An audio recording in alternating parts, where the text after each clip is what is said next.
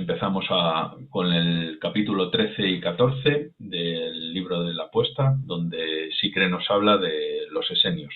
Le ha dado dos capítulos bastante densos. El primero, el capítulo 13, está novelado con nuestros amigos que ya conocemos, Andrónico, su padre, todos los personajes, y nos van trayendo cómo era la vida de los esenios, ¿no? A través de un libro donde Flavio Josefo, que ya ha aparecido en otras ocasiones, nos los presenta, ¿vale? En el segundo capítulo digamos, ya no está novelado, es donde Sicre nos trae lo que son los datos puros y duros. Allí sí que va a hablar de los orígenes de los esenios, ¿no? Que ya os lo anticipo, comienzan en torno al siglo III, el siglo II. Bueno, hablaremos luego también cuando lleguemos a ello sobre un personaje que apareció en torno al 130 a.C., después de una crisis, que era el maestro de justicia.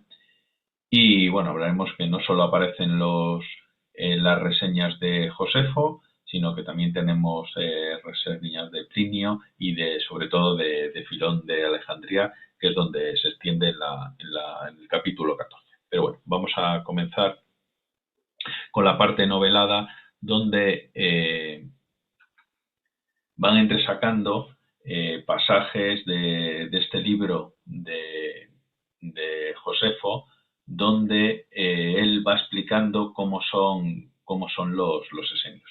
Aquí he hecho una pequeña lista a cada fragmento, y para que podamos un poco reunir y tener alguna referencia, ¿vale?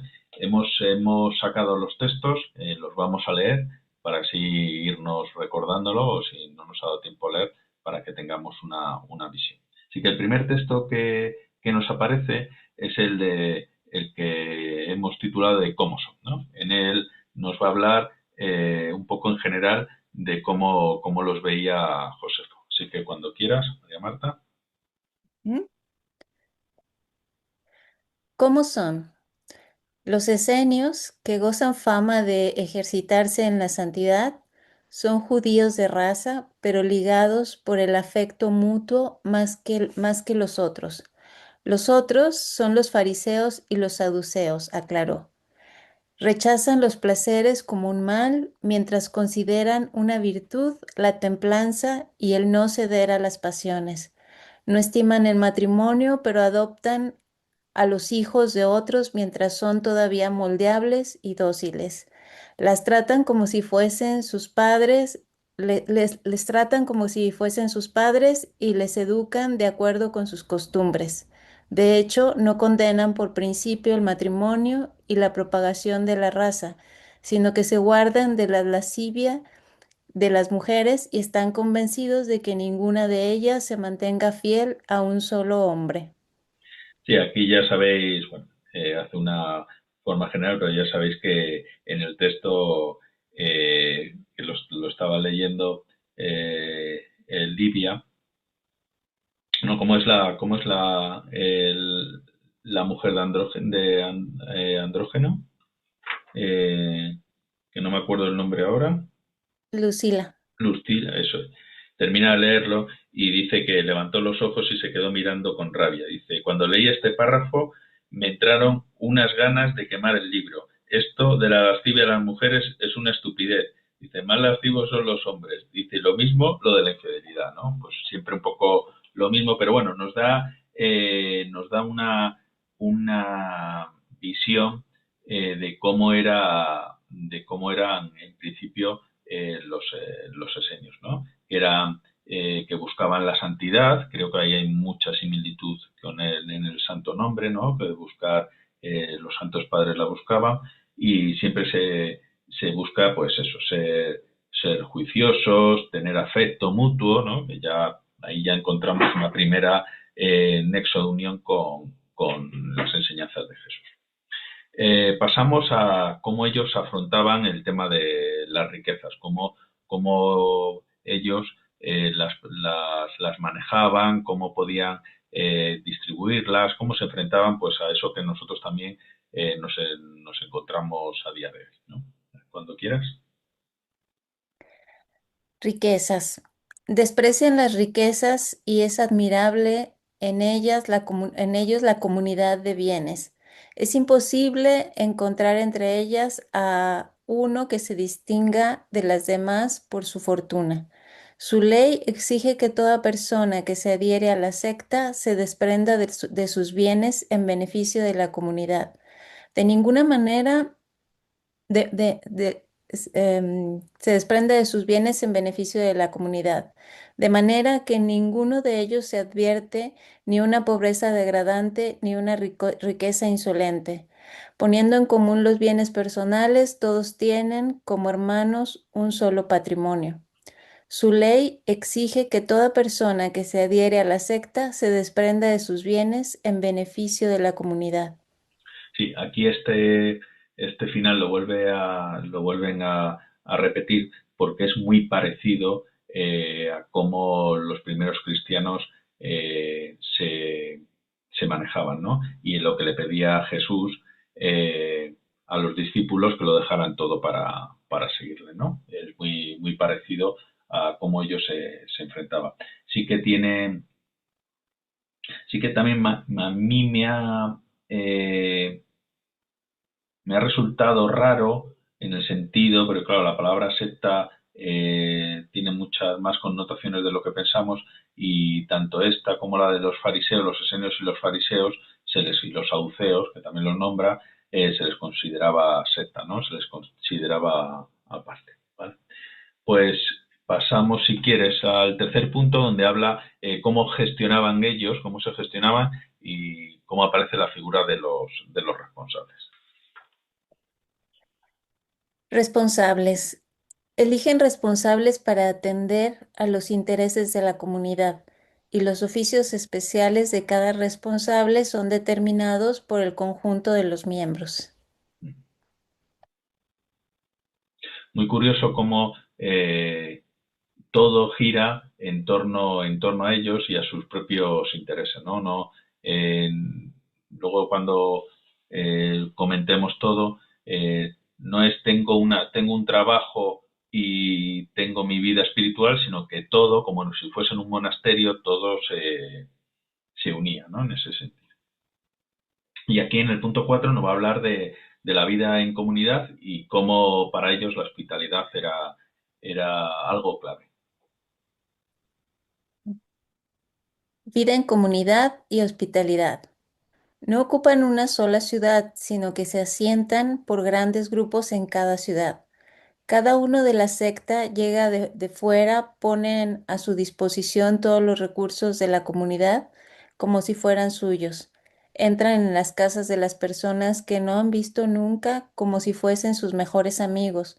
Consiguientemente, no llevan nada con ellos cuando viajan, excepto armas como protección contra los bandidos. En cada ciudad hay uno de la secta especialmente dedicado a atender a los extranjeros que les proporciona vestidos y todo lo necesario. Aquí a mí me resuena mucho el tema de cómo manejaban los monasterios la entrada de la gente nueva, de los peregrinos incluso, ¿vale? Y bueno, me ha resultado también bastante no chocante, sino, bueno, sí, me choca en el sentido que dice que se asientan en grandes grupos en cada ciudad, ¿no? O sea, que deberían de ser bastante numerosos. Y lo que decía al principio, si eran tan numerosos, las pocas líneas que sí aparecen que no aparecen en el Evangelio hablando de ellos.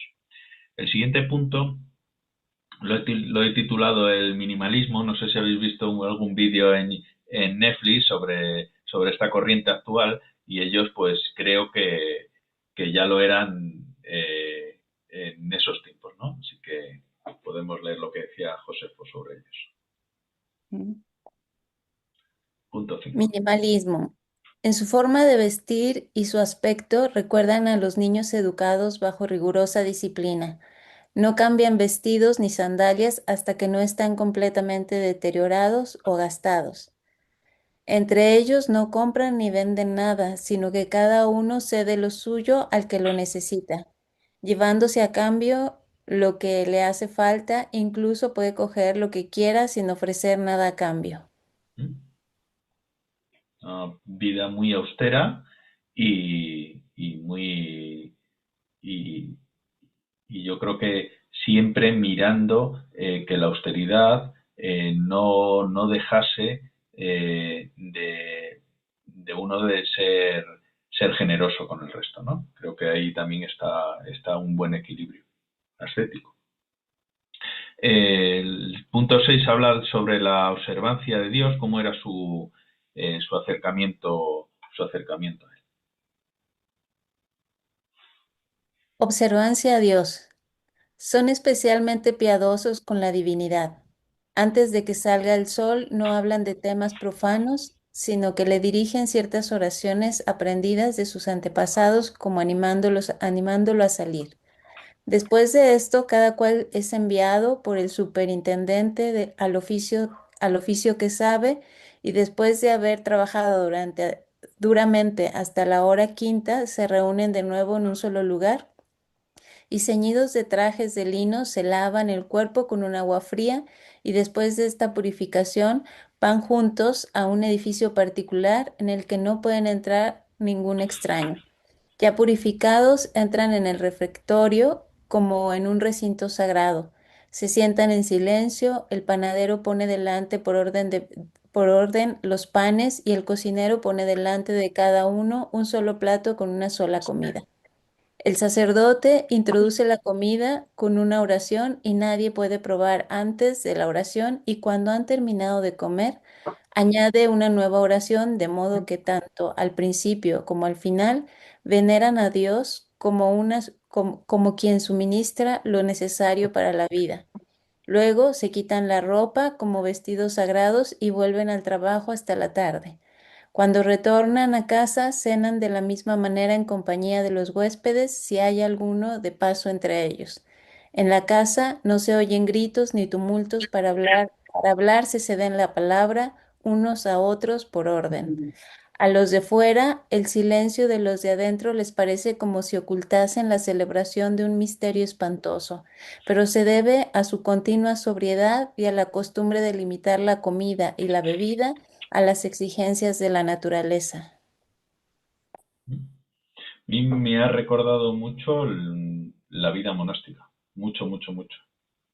Como mientras se come, el tema del silencio, la sobriedad del entorno, sí, me ha recordado bastante a los monasterios.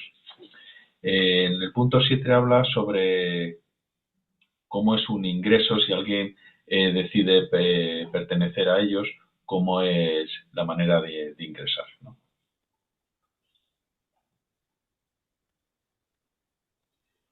Punto 7. Está muteada. ¿Estás muteado? Ya. Ahora. Ingreso. Ni siquiera a los que desean ardientemente entrar en su secta se les concede el ingreso inmediato.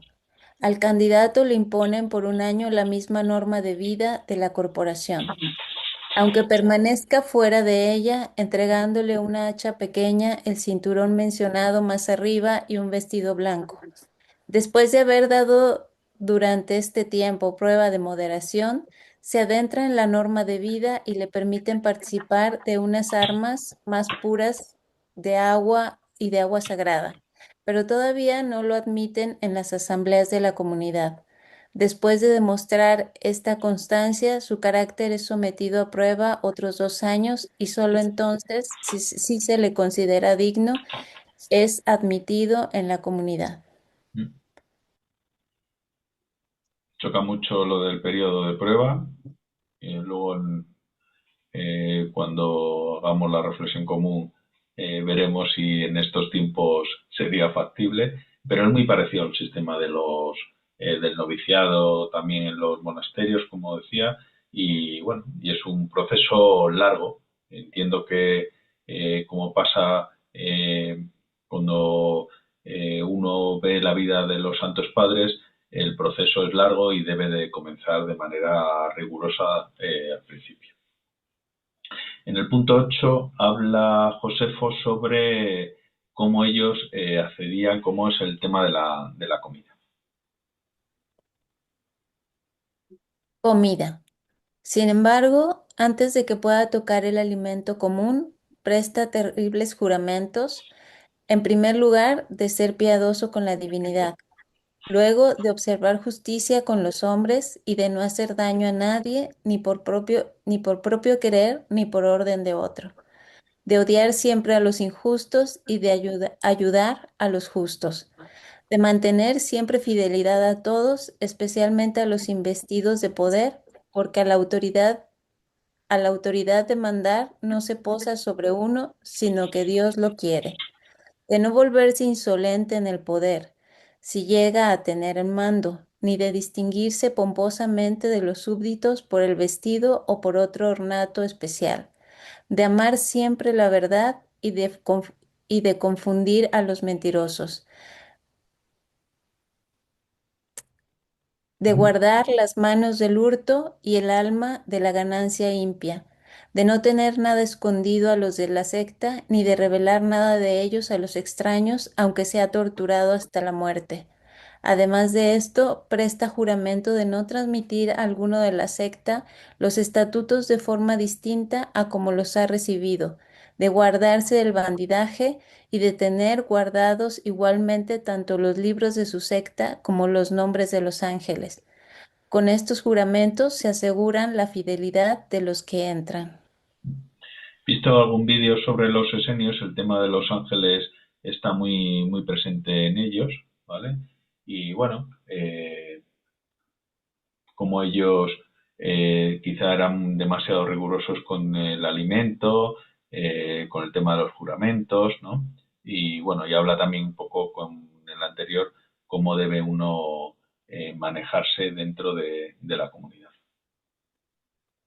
Y aquí habla de cómo afrontar, que me recuerda mucho algún pasaje del Evangelio, cómo afrontar los fallos graves que alguien cometa, que son bastante duros, y cómo ellos tenían un sistema de juicios, en el punto 9. Fallos graves, juicios. Los que son cogidos en fallos graves son expulsados de la corporación, y el expulsado termina frecuentemente sus días con una suerte miserabilísima. De hecho, atado por los juramentos y por las costumbres, no puede participar ni siquiera en el alimento de los otros profanos, alimentándose entonces de hierbas y consumiéndose su cuerpo por el hambre, termina muriendo. Por esto, movidos de compasión, recibieron de nuevo a muchos expulsados que estaban a punto de expirar, considerando suficiente castigo por sus fallos una pena que les había llevado casi hasta la muerte. En las cuestiones judiciales son atentísimos y justos.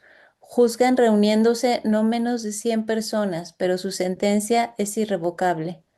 Tienen en gran veneración después de Dios el nombre del legislador, y si alguno habla mal de él, es castigado con la muerte. Juzgan decoroso obedecer a los ancianos y a la mayoría. Así en una reunión de 10, uno no habla si 9 no quieren. Se guardan también de escupir en medio de los otros o a la derecha. Curioso cómo compagina diferentes acciones y bueno, y demasiado rigurosos en el tema de afrontar el tema de los fallos, ¿no? Luego sí que podemos apreciar cómo se les despertaba la misericordia, ¿no? Y eran vueltos a readmitir. En el punto 10 aparece su relación, cómo afrontan ellos el trabajar el séptimo día, ¿vale? El sábado, y aquí nos lo cuenta José. Sábado. Se guardan también de trabajar en el séptimo día, y eso más rigurosamente que todos los judíos. En efecto, no solo se preparan los alimentos un día antes para no encender fuego ese día, sino que ni siquiera se atreven a mover un utensilio ni a ir a la letrina. En los otros días cavan un boquete de un pie de profundidad con lazada. Esta arma tiene el hacha pequeña que le entrega el nuevo miembro, y cubriéndose en torno con el manto para no ofender a los rayos de Dios, se sientan sobre él. Luego tapan el boquete con la tierra excavada. Hacen esto eligiendo los lugares más solitarios. Aunque esta expulsión de las inmundicias corporales sea natural, tienen por norma lavarse después de ella como si hubiesen quedado contaminados. Antes de que salga el sol, no hablan de temas profanos, sino que le dirigen ciertas oraciones aprendidas de sus antepasados, como animándolo a salir. Poco escatológico. Pero bueno, sobre todo tiene para mí la virtud de preparar el sábado como día de estar unido a Dios, ¿no? Y como incluso en el día de antes ya preparaban cosas para que no le restasen el estar en comunión con Dios.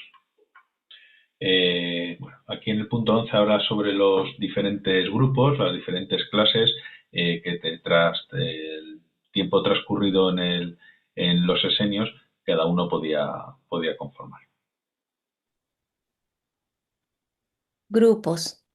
Se dividen en 4 clases, según el tiempo transcurrido bajo disciplina, y los más recientes son tan inferiores a los más ancianos que si estos son tocados por aquellos, se lavan como si hubiesen entrado en contacto con un extraño.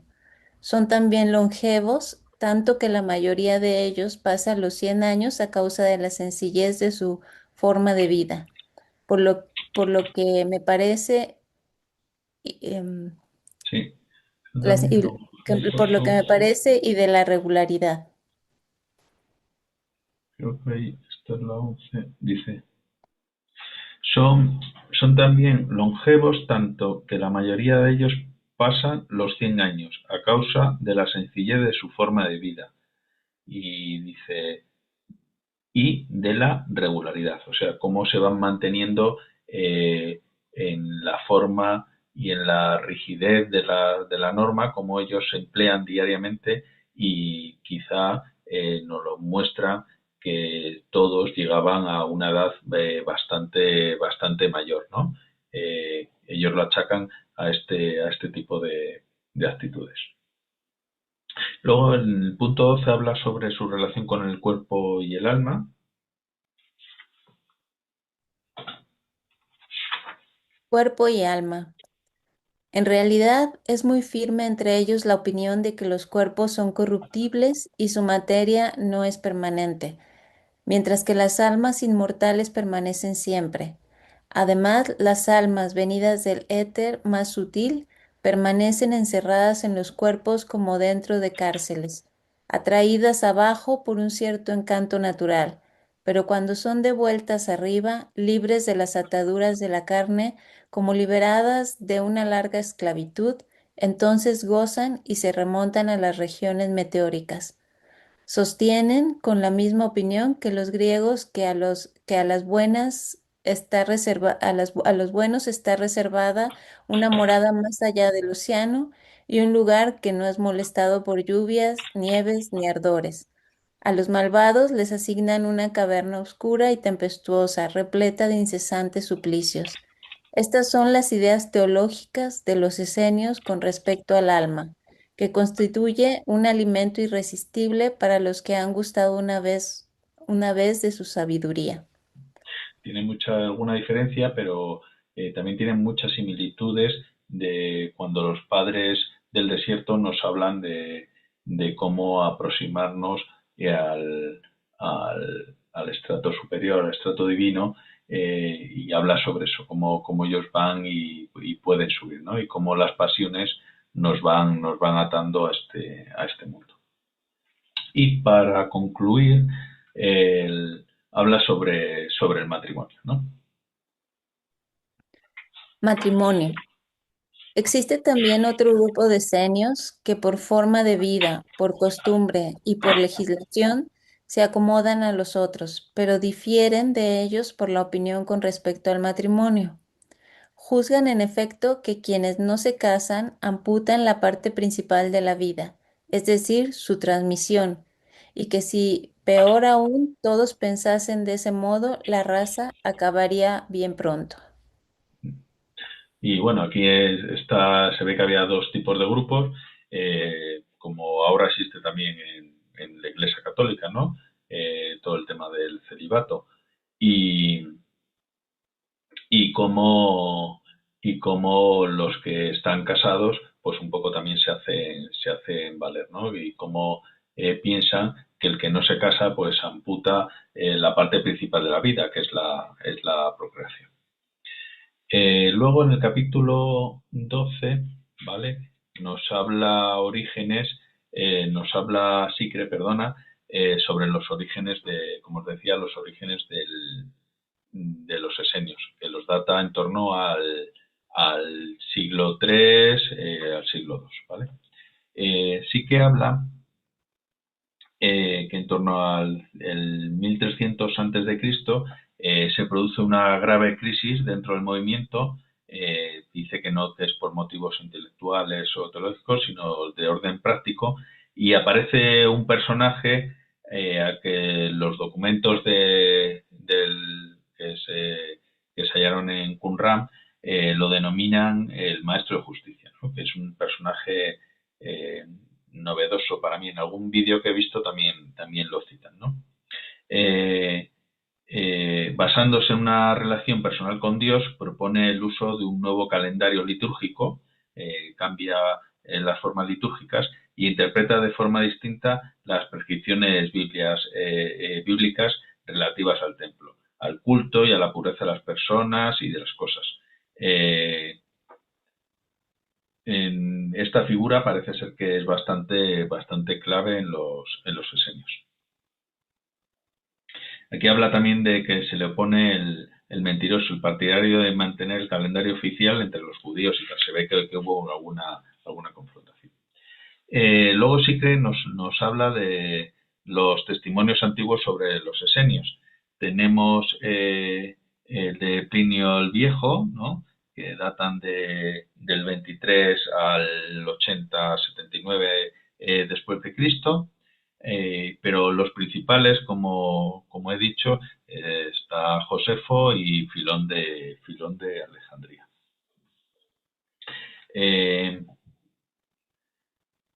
Josefo, tenemos los datos nuevos que aporta Josefo con respecto a Filón, ¿vale? Por no leer otra vez el texto, eso era un texto muy grande en el que habla que los esenios consideran que todo debe dejarse en manos de Dios, enseñan que las almas son inmortales, como hemos leído también en Josefo, ¿no? Habla que envían las ofrendas al templo, habla sobre el tema de la agricultura y tal, pero sí que Josefo nos trae estas novedades, ¿no? Y dice que la primera de ellas es la ausencia de sacrificios en el templo, no los contemplan, la dedicación plena a la agricultura, que Plinio no lo tenía, no lo apuntaba así. Dice que el movimiento consta de 4.000 miembros, un movimiento bastante numeroso. No admiten la esclavitud entre ellos, y que la comida y la bebida las preparaban, como hemos leído anteriormente, los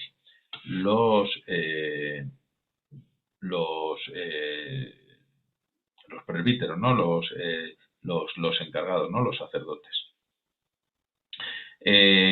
Habla aquí sobre el Filón de Alejandría, ¿no? Que matiza todos estos datos. Bueno, pues de Filón tenemos que se dedica un poco a matizar varias de las cosas que ya había expuesto antes el texto de Josefo, donde nos habla que no tienen ni bienes ni posesiones, no tienen nada, ¿no? Dice que aunque entre todos los hombres son casi únicos, que viven sin bienes ni posesiones por libre decisión. O sea, dice que entre ellos lo toman libremente. Habla que no tienen ninguna relación con el comercio y cero codicia. Eso me ha me ha hecho que pensar, ¿no? Luego también nos habla que tienen una triple virtud, que la forman la piedad, la santidad y la justicia, ¿no? Que ellos siempre intentan mantenerla, ¿no? Esas tres virtudes. En cuanto al trabajo, ante todo, ninguna casa es propiedad de ningún particular, ¿vale? Cualquier casa es de todos, porque aparte de que viven juntos en cofradías, su morada, que es lo del trabajo, su morada está también abierta a los visitantes. Además, no hay más que una bolsa común para todos y los gastos son comunes y son comunes sus vestidos, como hemos escuchado, y sus alimentos, ¿no? Y dice que todo lo que reciben como salario por su trabajo diario no lo guardan ellos, sino que lo ponen en común. Muy parecido a lo que aparecía en los evangelios de los primeros cristianos con los apóstoles. Luego nos habla su relación con los enfermos. No se desentienden de los enfermos por el hecho de que no puedan producir nada. De hecho, disponen de todo lo necesario para cuidarlo gracias a los fondos comunes que tenían entre todos. Y luego habla aquí un poco de su relación con Dios, ¿no? En cuanto a las semejanzas y las diferencias que existen, ¿no? entre los cristianos y los esenios, cita varias si quiere, ¿no? Dice que hay un triple precepto del amor, como ya lo veíamos. Habla también de que las virtudes que se valoran son las mismas, la justicia, la fidelidad, el amor, la hospitalidad, son muy comunes a las que nosotros tenemos. Existe una comunidad de bienes, muy subrayada de que todos los testimonios antiguos son los esenios, y entre los cristianos aparece en Jerusalén. Dice que la ficción del capítulo precedente, lo que hablábamos de la parte novelada, ¿no? Sugiere que Pablo se orienta en una línea distinta, compartir los bienes preocupándose por lo necesario. Ahí hay una cierta diferencia quizá en ese matiz. Luego habla sobre la organización de la comunidad, que existen personas con puestos de responsabilidad, que ya lo hemos escuchado sobre todo en los Hechos de los Apóstoles, que creen en la inmortalidad y en un premio o castigo después de la muerte. Habla de la ausencia de juramentos, que tu sí sea un sí. Valoración de los escritos de los antepasados, la forma en que según Filón se explica, interpretaban, ayuda mucho a imaginar cómo serían las reuniones de los primeros cristianos, ¿no? Y luego ya por último, lo que dice Filón sobre los esenios y la filosofía recuerda mucho a ciertas afirmaciones que luego Pablo las plasmó en los Hechos y en sus cartas. La diferencia, sobre todo la mujer, que Jesús se hace acompañar con mujeres y dialoga con ellas. La relación es mucho más amorosa con ellas, y su relación también con los menores. Y también tiene una relación distinta de la que ellos plantean en el matrimonio, el cristianismo, y la vida, y ante la vida de la comunidad también, ¿no? Dice que la forma de incorporar ellos era muy compleja, y para los cristianos no es tan compleja, aunque luego cuando charlemos sacaremos el tema de los monasterios, que me ha recordado mucho a muchas reglas, ¿no? Y para finalizar, dice Sicre, habla de Jesús, dice: en mi opinión, la mejor forma de explicar estas semejanzas y diferencias es admitiendo que Jesús estimaba y valoraba mucho a los esenios, pero que no estaba de acuerdo con una serie de aspectos: actitud ante la mujer, ante los niños, el matrimonio, los enemigos, la forma de vida demasiado ritualizada, ¿no? Jesús se aparta de todo eso, y dice: en el fondo, la gran diferencia entre Jesús y los esenios parece ser que existe entre un grupo cerrado que busca la perfección al margen del mundo y la mentalidad abierta que tenía Jesús, ¿no? Que intenta romper todas las barreras en la búsqueda de un Padre común y de una fraternidad universal, sin excluir a nadie por razón de sexo, de edad y de condición. Quizá este final nos ayuda mucho a ver cómo Jesús sí que cogía muchas cosas de los esenios, pero otras las tenía claras y él las realizaba de otra manera. Vale, pues con esto vamos a dar por concluido.